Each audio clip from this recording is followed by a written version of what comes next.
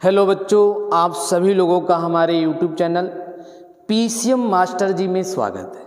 और बच्चों, यह अंतिम प्रहार सीरीज की 8वीं वीडियो है।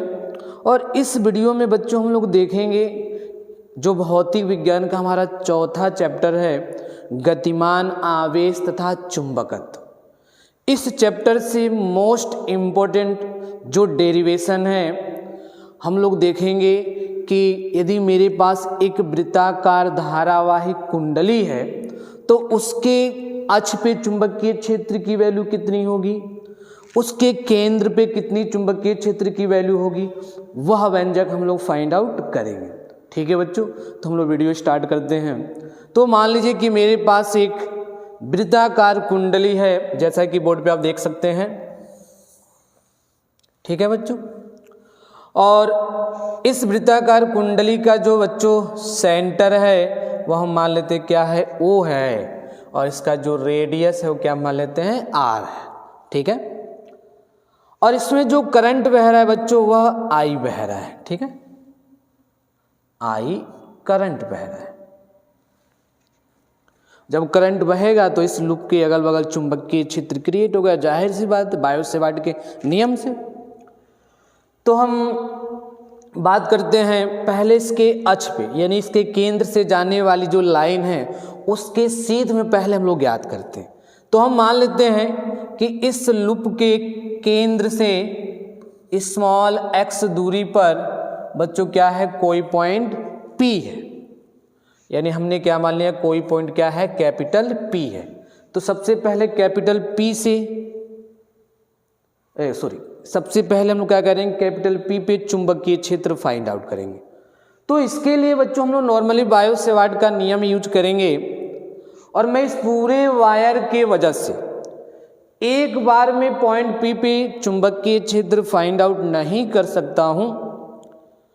और बायो सेवार्ट के नियम के अकॉर्डिंग मैं यह मान लेता हूं कि यह जो वृत्ताकार कुंडली, चाहे लूप बोलिए, तमाम छोटे छोटे खंडों से मिलकर बना है। और इसका मैं पहले एक छोटे से खंड के वजह से पॉइंट P पे चुंबकीय क्षेत्र ज्ञात करूंगा। और जब उस खंड के वजह से चुंबकीय क्षेत्र हमको पता चल जाएगा तो मैं इस पूरे लूप के लिए इंटीग्रेशन करके पॉइंट P पे चुंबकीय क्षेत्र की वैल्यू फाइंड आउट कर लूंगा। ठीक है, तो हम मान लेते हैं कि बच्चों कि इस लूप का जो एक छोटा सा भाग हम ले लेते हैं dl, यानी हमने क्या ले लिया, dl। और बच्चों जो dl होता है ना, एक वेक्टर क्वांटिटी होती है। ठीक है, यानी एक हमने छोटा सा खंड लिया है, dl लिया है। ठीक है, तो पहले हम क्या करते हैं, इस dl खंड के वजह से इस पॉइंट P पे चुंबकीय क्षेत्र की वैल्यू कितनी बन रही है वह निकालते हैं। और चूंकि आप दो तरीके से निकाल सकते हैं, जैसे आपने dl खंड यहाँ लिया है वैसे ही dl खंड आप यहाँ भी मान सकते हैं। जैसे कि यदि मैं मान लूँ कि एक जो dl खंड है वह नीचे भी है। ठीक है, तो इन दोनों dl खंड के वजह से यदि पॉइंट P पर आपको चुंबकीय क्षेत्र पता चल जाए और आपको पूरे लूप के वजह से पॉइंट P पे चुंबकीय क्षेत्र बताना हो तो आप क्या कर देंगे, इस dl को यहाँ से यहाँ तक दौड़ा देंगे और इस dl को यहाँ से यहाँ तक दौड़ा देंगे तो पूरे कुंडली का लेंथ आपको कवर हो जाएगा।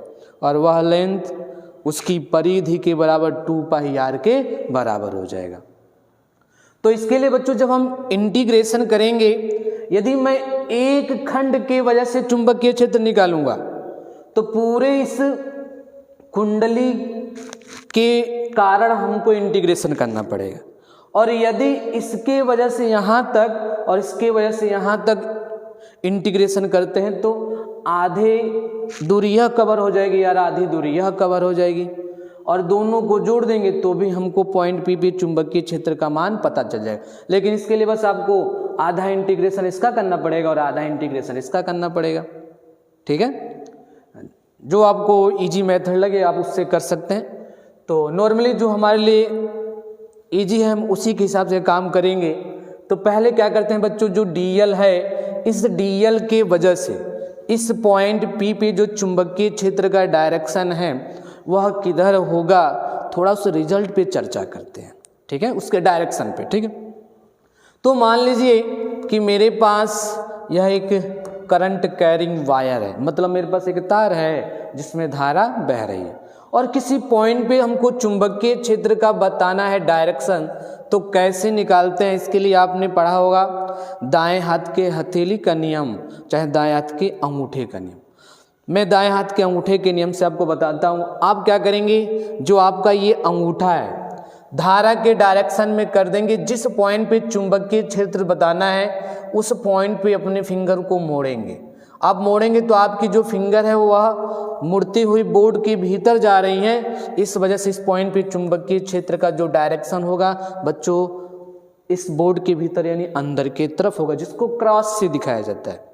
इसी प्रकार का मान लो कोई यदि आपके पास वायर दूसरा है जिसमें I एम्पीयर की धारा बह रही है, और इस वायर के वजह से इस पर आपको चुंबकीय क्षेत्र पूछा जा रहा है, तो बस धारा के डायरेक्शन अंगूठा कर देंगे और इस वाले पॉइंट पे यदि फिंगर को आप मोड़ेंगे तो बोर्ड से बाहर की तरफ मोड़ेंगे।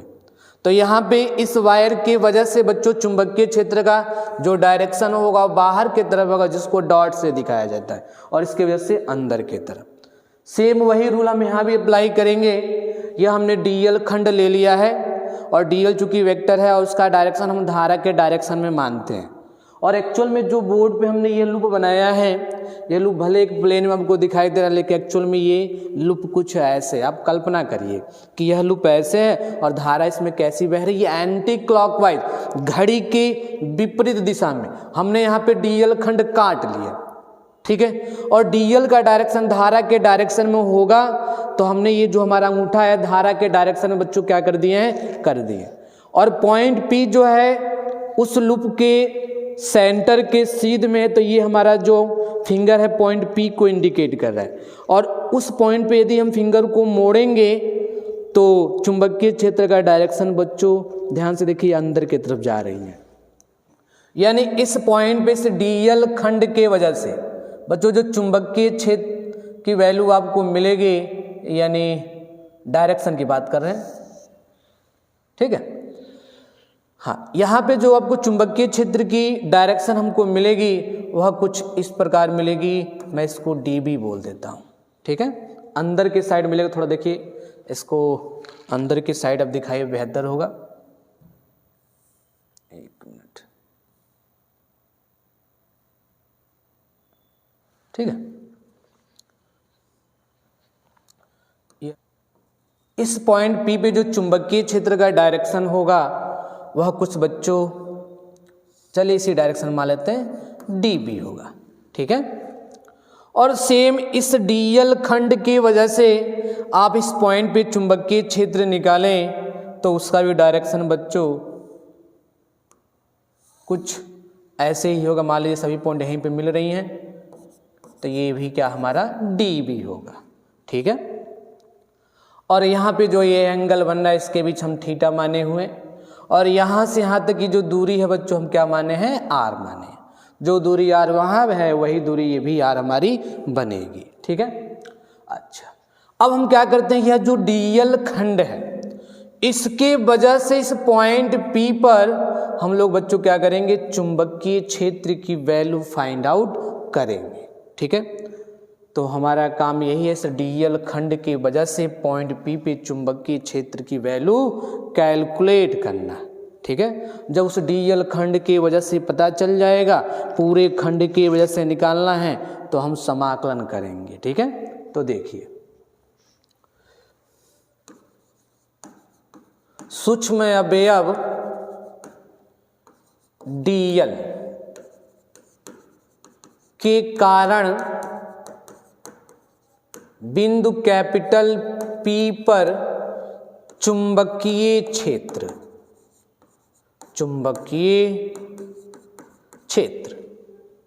यहाँ पे बच्चों हमने डीएल खंड लिया है, तो मैं इस पॉइंट P पे उसका डीएल खंड वेक्टर फॉर्म में ही लिखूंगा, और जो बायो सेवार्ट का नियम है उसका वेक्टर रूप ही लिखूंगा, ठीक है। तो देखिए क्या हो जाएगा, ये डीबी बराबर बायो सेवार्ट का नियम अब जानते हैं क्या होता है, dB बराबर mu naught upon 4 pi I D L sine theta by R square, यह उसका परिमाण होता है। और उसका जो वेक्टर फॉर्म होता है बच्चों वह यह होता है mu naught upon 4 pi I और D L cross R upon R cube होता है। ठीक है, तो dB इक्वल टू बच्चों हम क्या लिख सकते हैं, ये हो जाएगा म्यू नॉट, मैं इसका परिमाण लिख रहा हूं। ठीक है, परिमाण लिखेंगे तो ये हमारा हो जाएगा dB equal to mu naught upon 4 pi और आई, और यहाँ पे दो वेक्टर का क्रॉस प्रोडक्ट है, जैसे A क्रॉस B हो तो हम लिखते हैं AB साइन थीटा, वैसे ही बच्चों यहाँ हम क्या लिख सकते हैं DL इंटू आर और साइन थीटा, अब बटे में क्या हमारा ये आर क्यूब है। अब यहाँ पे जो ये थीटा है बच्चों ये किसके बीच का एंगल है, यह है DL और R के बीच का, और यहाँ पे हम लोग चर्चा करते हैं कि DL और R के बीच एंगल कितना बन रहा है।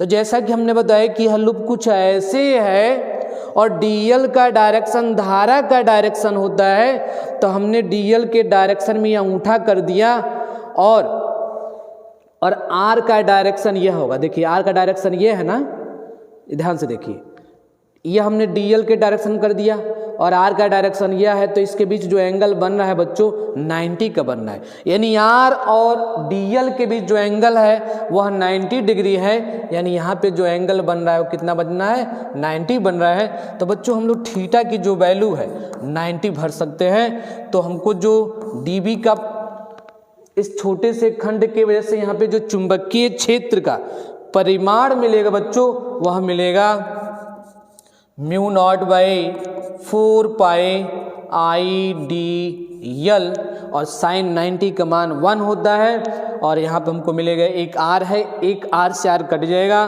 तो हमारा क्या हो जाएगा आई डी एल आर स्क्वायर। और ये बच्चों हमने चुंबकीय क्षेत्र की वैल्यू फाइंड आउट किया है इस छोटे से खंड के वजह से, और उसका परिमाण हमने फाइंड आउट किया है dB बराबर mu not by 4 pi I D L R square. ठीक है, चूंकि हमको निकालना क्या है इस पूरे लूप के वजह से यहाँ पे चुंबकीय क्षेत्र कितना बनना है। तो अभी हमने बताया कि आप चाहे तो इस खंड को यहाँ से यहाँ तक दौड़ा कर इंटीग्रेशन कर दीजिए और इस खंड को यहाँ से यहाँ तक दौड़ा कर इंटीग्रेशन कर दीजिए और दोनों को जोड़ दें तो भी आपको पॉइंट P पे चुंबकीय क्षेत्र का मान पता चल जाएगा। ठीक है, चाहे तो आप किसी एक खंड के वजह से चुंबकीय क्षेत्र निकाल कर पूरे लूप के लिए इंटीग्रेशन कर दीजिए। ठीक है, जो आपको इजी लगे। तो हम बात करते हैं बच्चों इस DL खंड के वजह से जो पॉइंट P पे चुंबकीय क्षेत्र मिलेगा वह भी वेक्टर ही होगा, क्योंकि हमने पहले वेक्टर की बात किया है। और वेक्टर होने की वजह से ये जो dB है इसके भी दो कंपोनेंट होंगे। एक कंपोनेंट बच्चों यह होगा लंबवत, इसके जो लंबवत कंपोनेंट होंगे dBy होगा। ठीक इसी प्रकार जो इसका लंबवत कंपोनेंट होगा बच्चों वो भी क्या होगा dBy ही होगा। और यहाँ पे जो एंगल बनना है जिस प्रकार यह एंगल थीटा है, अब कैलकुलेट करेंगे तो ये भी थीटा के इक्वल ही आएगा। ठीक है, तो सदिशों का बीजों आपको आता है, जिससे थीटा लगा होता है उसमें क्षैतिज घटक जाता है, जिसमें थीटा नहीं लगा होता है उसमें जिसमें थीटा नहीं लगा होता वो हमारा लंबवत घटक होता है। और ध्यान से देखिए यह जो DL खंड हमने लिया उतना ही ये भी DL खंड है, तो पॉइंट P पे जितना चुंबकीय क्षेत्र यह बनाएगा उतना ही चुंबकीय क्षेत्र ये भी बनाएगा, जिस वजह से यह जो dB जो दोनों के जो लंबवत घटक है एक दूसरे को क्या कर देंगे निरस्त कर देंगे। और हम देख रहे हैं कि इस dB और इस dB के जो क्षैतिज घटक हमको मिलेंगे वह इस डायरेक्शन में मिलने वाले हैं। ठीक है, और क्या मिलेगा बच्चों dBx, मान लीजिए इसका क्षैतिज है और इसका भी क्षैतिज घटक उतना ही मिलेगा, क्या हो जाएगा dBx। अब इन दोनों को हम जोड़ दें तो हमको इस पॉइंट P पर टोटल चुंबकीय क्षेत्र की वैल्यू पता चल जाएगी। ठीक है, तो हम क्या करते हैं, अब इसका dB जो निकाले हैं, तो देखिए यह जोड़ तभी सकते हैं बच्चों जब हम इसका इंटीग्रेशन केवल आधा करेंगे, और यदि हम केवल एक dBx ले रहे हैं तो इंटीग्रेशन हमको पूरे सर्कल के लिए करना पड़ेगा, क्योंकि यहाँ पर देखिए जो हमने dBx लिया है, एक इसका खंड लिया है और यह dBx हमने ये लिया, तो देखिए यह जो dBx जैसे जैसे यहाँ पे चल के आएगा और यह वाला यहाँ पहुँच जाएगा तो टोटल लेंथ हमको कवर हो ही जाएगा। तो चाहे तो मैं एक खंड लेकर इंटीग्रेशन कर लूँ और चाहे दोनों को जोड़ कर करूँगा तो केवल इस वृत्त की आधी परिधि ही लूँगा मैं। इंटीग्रेशन में जब करेंगे टोटल लेंथ कवर करेंगे तो केवल इस सर्कल का आधा लंबाई लिया जाएगा। ठीक है, तो मैं क्या करता हूँ बच्चों, केवल एक ही भाग ले लेता हूँ। ठीक है, इसका मैं dBx भाग ही ले लेता हूँ और पूरे सर्कल के लिए इंटीग्रेशन करता हूँ। अब भाई दो तरीके हैं, या तो दोनों को जोड़कर आधा इंटीग्रेशन कर दीजिए, और चाहे तो इन दोनों, चूंकि दोनों सेम ही है तो इसमें से केवल एक लेकर पूरे वृत्त के लिए मैं इंटीग्रेशन कर दूंगा तो पूरा ये लेंथ कवर वैसे भी हो जाएगा। ठीक है, तो देखिए अब बच्चों हम क्या करते हैं, इस पूरे लूप के वजह से इस पॉइंट P पे परिणामी चुंबकीय क्षेत्र लिखते हैं। तो उसके लिए बच्चों यहाँ पे जो dBx यानी क्षैतिज कंपोनेंट है, और क्षैतिज कंपोनेंट हमको जो मिलेगा वह dB क्या हो जाएगा, cos थीटा, क्योंकि आप जानते हैं थीटा जिसमें लगा होता है cos थीटा का टर्म आता है। ठीक है, तो हमको यह रिजल्ट मिल रहा है और इसी रिजल्ट में dB का मान रख के पूरे सर्कल के लिए हम क्या कर देंगे, इंटीग्रेशन कर देंगे। ठीक है, तो देखिए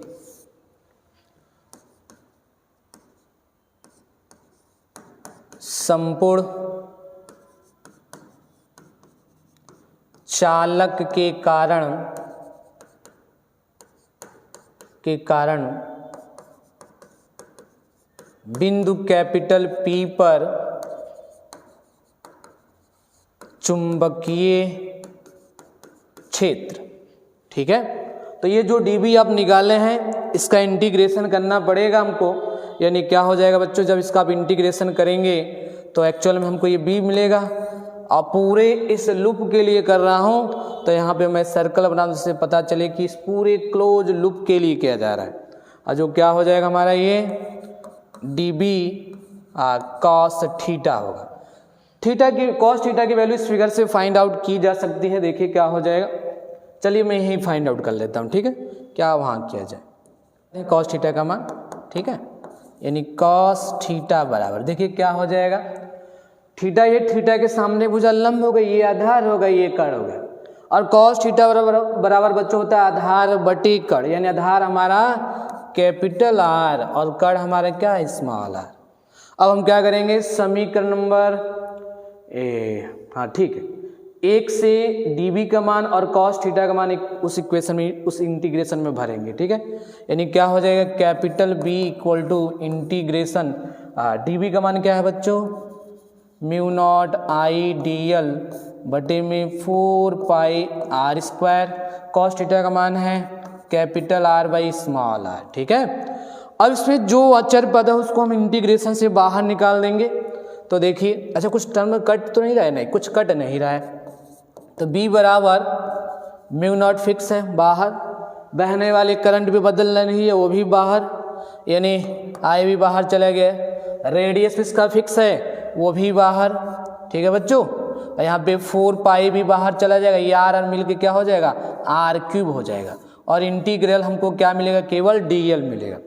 dl देखिए छोटे से भाग का लेंथ है, और dl सबको जोड़ देंगे तो इस सर्कल की परिधि आपको मिल जाएगी, जिसको मैं लिख सकता हूँ capital B equal to mu naught I into R upon 4 pi R cube into, और ये हो जाएगी परिधि यानी 2 पाई, जिसका रेडियस क्या है, कैपिटल R है, ये हो जाएगी। ठीक है बच्चों, यहाँ से देखिए 2 पाई से इसको काटेंगे 2 आ जाएगा हमारा, और जो बचा हुआ व्यंजक होगा हमारा B equal to mu naught I into, देखिए यह आर और यह आर मिलके क्या हो जाएगा, चलिए मैं यहीं पे सिंप्लीफाई कर देता हूँ थोड़ा सा।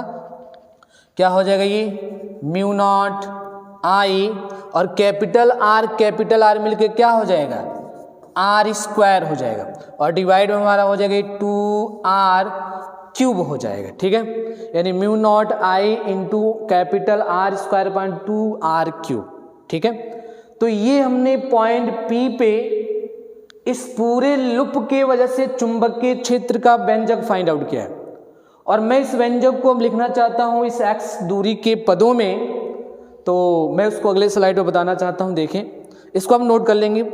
ठीक है बच्चों, यह पूरा आप स्क्रीनशॉट ले सकते हैं। ठीक है, उसको हम अगले स्लाइड में देखते हैं।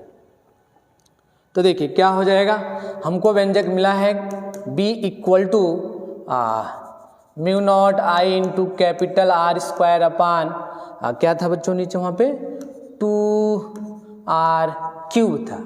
अब हमको r क्यूब की वैल्यू फाइंड आउट करना है। ठीक है, तो देखिए r क्यूब का मान निकालना है। चलिए पहले हम r ही निकालते हैं, क्या r क्यूब निकालें। क्या हो रहा है,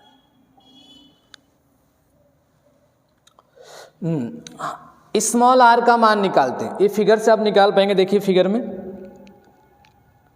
हाँ, यहाँ पर हम देख रहे हैं फिगर में कि जो स्मॉल आर है यह हमारा कण का काम कर रहा है, और ये हमारा क्या है लंब है, और ये हमारा आधार है। ठीक है, तो जो बच्चों कण का वर्ग होता है शेष दोनों भुजाओं के वर्गों के बराबर होता है, यानी मैं आर स्क्वायर की वैल्यू लिख सकता हूँ R square plus X square, यानी जो वैल्यू हमको मिलेगी क्या हो जाएगी बच्चों, स्मॉल आर का मान उस फिगर से जो हमको मिलेगा वह मिलेगा R square plus X square. यह मान इसमें भरें आप, तो कैपिटल बी बराबर म्यू नॉट आई इंटू, और ये तो हमारा कैपिटल आर स्क्वायर वैसे ही रहेगा, यहाँ मान भरिए 2 आर का मान भरेंगे यहाँ, तो ये हो जाएगा R square plus X square, इसका पावर 1/2 में 3 से मल्टीप्लाई करेंगे तो 3 क्या हो जाएगा 2 हो जाएगा। और ये फाइनल व्यंजक हमने फाइंड आउट किया है पॉइंट P पे चुंबकीय क्षेत्र का।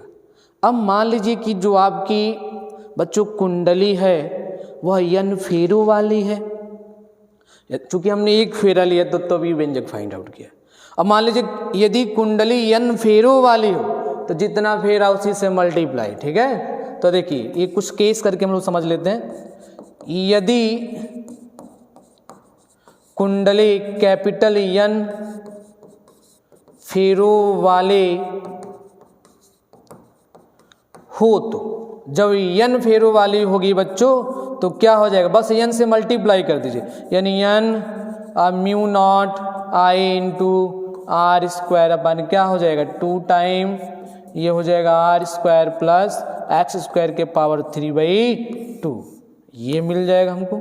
ठीक है, अब सेकंड केस यह है कि अब हमको चुंबकीय क्षेत्र उसके सेंटर पे फाइंड आउट करना है। ठीक है, सेंटर मतलब यहां पर फिगर बताने दीजिए। हाँ, अब मान लीजिए हमको चुंबकीय क्षेत्र बच्चों कहाँ फाइंड आउट करना है, यहाँ फाइंड आउट करना है। यहाँ पे हम तभी फाइंड आउट कर सकते हैं जब ये x की वैल्यू क्या हो 0, क्योंकि जब x 0 होगा तो ये पॉइंट P उठ के कहाँ आ जाएगा, सेंटर पे आ जाएगा। ठीक है, तो देखिए अब हम लोग क्या करते हैं सेंटर पे फाइंड आउट करते हैं। तो दूसरा पॉइंट देखिए,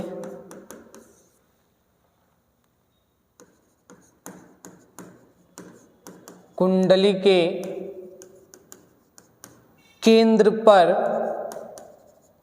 चुंबकीय क्षेत्र यह तभी मिलेगा जब आप x को क्या करेंगे 0, जब x 0 किया जाएगा यह पूरा 0 हो गया, और आर स्क्वायर 3/2 और 2 से 2 कटेगा आर क्यूब हो जाएगा, यानी हमको क्या मिलेगा कैपिटल B बराबर मान लो n फेरो वाली ही है तो mu naught I into R square, और डिवाइड में बच्चों क्या हो जाएगा 2 टाइम ये आपका 2 से 2 कट जाएगा तो ये 3 हो जाएगा। हाँ, तो देखिए तो यहाँ 2 से इसमें से 2 कैंसिल हो जाएंगे, नीचे एक आर बचेगा, यानी B बराबर n म्यू नॉट आई और डिवाइड में 2r हो जाएगा। ठीक है, तो ये जो व्यंजक हमने फाइंड आउट किया है यह उस लूप के सेंटर पे चुंबकीय क्षेत्र का फाइंड आउट किया।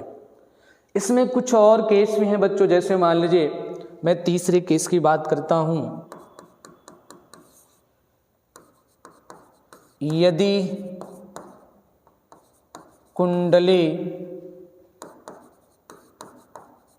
किसी वृत्त का चाप हो तो मान लेते हैं कि कोई एक वृत्त का चाप है और उसके सेंटर पे जो एंगल बना रही है फाई बना रही है। जैसे ऐसे देखिए, यह उस वृत्त का सेंटर है, ठीक है, और मान लीजिए ये सेंटर है। यहाँ जो एंगल बन रहा है बच्चों फाई बन रहा है, करंट आई बह रहा है, ठीक है, मतलब 5 रेडियन सेंटर पे बन रहा है। तो एन की जो वैल्यू हमको मिलेगी इस केस में बच्चों क्या हो जाएगी, 5 सेंटर पे बना रहा है और टोटल वृत्त के सेंटर पे आप जानते हैं एंगल रेडियन में 2 पाई, यानी 2 पाई हो जाएगा। तो एन की जगह ये वैल्यू भरेंगे आप, तो मैं उसको अगले स्लाइड में बताना चाहता हूँ बच्चों, ठीक है। तो इसे आप नोट कर सकते हैं, चाहे यहीं पे साइड में देख लीजिए क्या दिक्कत करे। यहीं देखिए क्या हो जाएगी, capital B equal to N की वैल्यू जब ये भरेंगे आप तो क्या हो जाएगा, ये आपका म्यू नॉट आई इंटू 5 और 2 पाई यहाँ पे मल्टीप्लाई कर देंगे, 2 दूनी 4 यानी 4 पाई आर हो जाएगा। यानी यह हमको मिला है जब जो कुंडली है वह किसी वृत्त की चाप है और उसके सेंटर पे 5 रेडियन का एंगल बनाएगा तो चुंबकीय क्षेत्र का व्यंजक ये होगा। एक केस और बन सकता है कि मान लीजिए कि जो कुंडली है वह अर्धवृत्ताकार यानी किसी वृत्त का आधा भाग है, ठीक है, तो उसको हम अगले स्लाइड में देखते हैं, ठीक है। इससे आप लोग नोट कर सकते हैं, ठीक है, स्क्रीनशॉट चाहे नोट कर लीजिए आप। तो देखिए चौथा पॉइंट जो होगा बच्चों, यदि कुंडली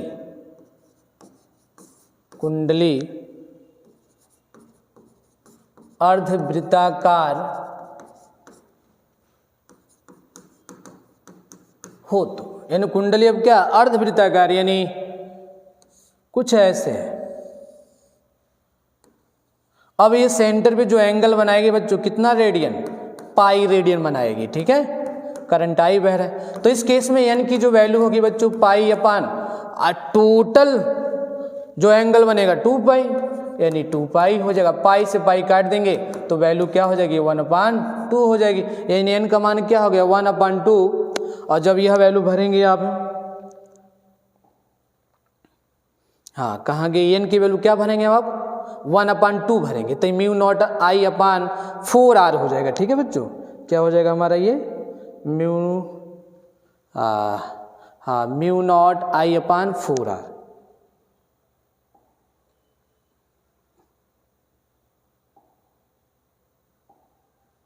देखिए क्या हो जाएगा B equal to mu naught I upon, वहाँ पे 2r था, 2 दूनी 4 हो जाएगा यानी 4r।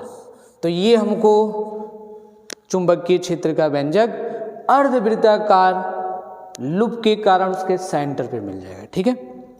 फिलहाल बच्चों इस वीडियो में इतना ही, क्योंकि वीडियो काफ़ी लंबा हो गया है और नेक्स्ट जो टॉपिक है अगले वीडियो में लेके मौजूद होंगे। सो धन्यवाद, ठीक, आप नोट कर सकते हैं इसको।